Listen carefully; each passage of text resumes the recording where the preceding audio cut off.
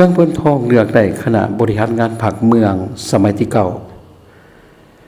กองประชุมใหญ่ผู้แทนองค์คณะพรรคเมืองพนทองครั้งที่เก่าได้เปิดขึ้นอย่างเป็นทางการในวันที่17ถึงวันที่18เดือนมีนาคมปี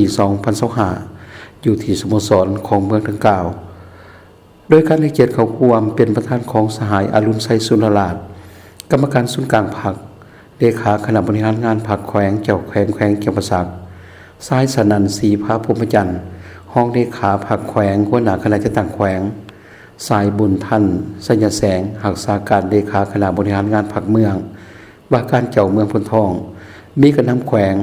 อดีตพนักงานอาวุโสบำนาญการนำแผนกการของแขวง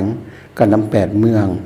การนำนครปากเซพร้อมด้วยคณะประจำพรรคเมืองกรรมการพรรคเมืองเลขาคณะพรรคหักฐานเลขาหน่วยพรรคบ้านและผู้แทนสมบูรณ์จำนวน179สหายยิ่ง12สหายเข้าร่วมกองประชุมได้ดำเนินตามวาระได้มีการปอนบัตรลงคะแนนเสียงเพื่อเลือกเอาคณะบริหารงานพรรคเมืองสุดใหม่ซึ่งมีผู้ลงสมัคร32สหายเลือกเอา17สหาย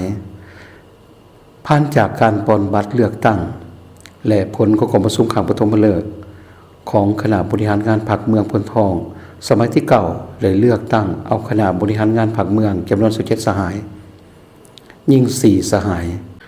กองประชุมครั้งปฐมฤกษ์ได้เลือกตั้งคณะประจำพรรคเมืองและประชามติเป็นเอกสารอย่างสมบูรณ์หับห้องเอาเลขาห้องเลขาคณะบริหารงานพรรคเมืองและเลือกตั้งเอาประธานห้องประธานคณะกวดกาพรรคเมืองกองประชุมได้ดำเนินการปอนบัตรเลือกตั้งคณะประจำพรรคเมืองประกอบมี9สหายยิ่ง1สหายกองประชุมได้ประชามติเป็นเอกสารหับห้องเอาเลขาห้องเลขาคณะบริหารงานพรรคเมืองคือสหายบุญทันสัญญาแสงเป็นเลขาคณะบริหารงานพรรคเมือง2สหายไพศาลอ่อนไซเวียงเป็นห้องเลขาคณะบริหารงานพรรคเมือง3สหายจำปาแดงศรีหวงศ์เป็นห้องเลขาคณะบริหารงานพรรคเมืองกองประชุมได้ดำเนินการปอนบัตรเลือกตั้งเอาประธานและห้องประธานคณะกวดกาพรรคเมืองคือ1สหายจำปาแดงศรีหวงศ์เป็นประธานคณะกวดกาพรรคเมือง2สหายลำไม้จันทิราชเป็นห้องประธานคณะกวดกาพรรคเมือง3สหายวีมุนสิทธิเดชเป็นห้องประธานคณะกวดกาพรรคเมืองการเลือกตั้งเอาการนำสูงสุดขององค์คณะพรรคเมืองพนทองในครั้งนี้ได้ดำเนินไปอย่างมีประชาธิปไตย